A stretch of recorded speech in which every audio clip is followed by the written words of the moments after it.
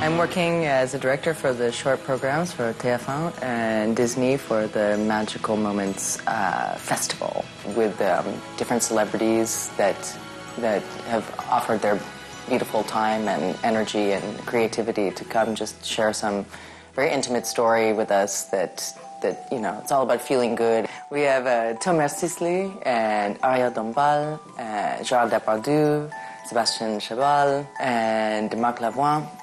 I mean, just to name a few. Actually, my job as a director is a little bit different than what I usually do because it's really about finding these frames and special moments and kind of magic light, and then setting everything up, making them feel comfortable, and then letting them tell the story the way they want to tell the story. Ce que je trouve très touchant dans le rapport que peut avoir un enfant avec Disney, justement, c'est quand il a l'impression de rentrer lui-même dans l'histoire, quoi. C'est-à-dire qu'au lieu d'être spectateur, il est acteur. Un jour, quand j'avais 11 ans, mon père m'a dit que j'étais le fils de l'homme invisible. Et donc, j'en déduis que je suis enfin invisible. Et c'est un moment absolument somptueux, quoi, de pouvoir se dire que j'avais enfin les mêmes pouvoirs que mon père, alors qu'il faut le faire, quand même. Le must absolu, la petite sirène, reste donc la figure à laquelle je m'identifie.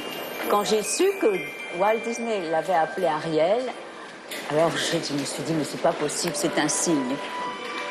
Le moment le plus fort de ma carrière de sportif a été la Coupe du Monde de rugby 2007. C'est un moment qui a été intense dans les émotions, parce qu'il y a eu des grands moments de joie. Je suis retombé en enfance. Et tout ce que je voyais, tout était féerique, tout était magique. J'ai pas dû ressentir ça souvent dans ma vie. Je suis dans un dessin animé, en fait. Emmener des enfants à Disneyland, regarder ce qu'ils regardent, et à un moment, regarder eux. L'émerveillement qu'on peut ressentir, qu'on peut vivre, il est encore plus fort quand on le lit dans les visages des enfants.